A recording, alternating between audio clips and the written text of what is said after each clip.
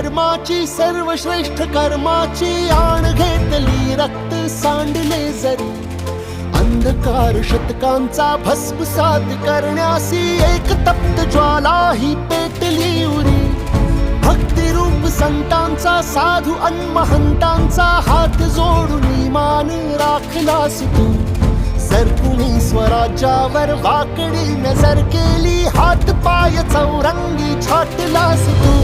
ओढून जात पात रयतेस देई साथ त्यांचा सदैव कैवार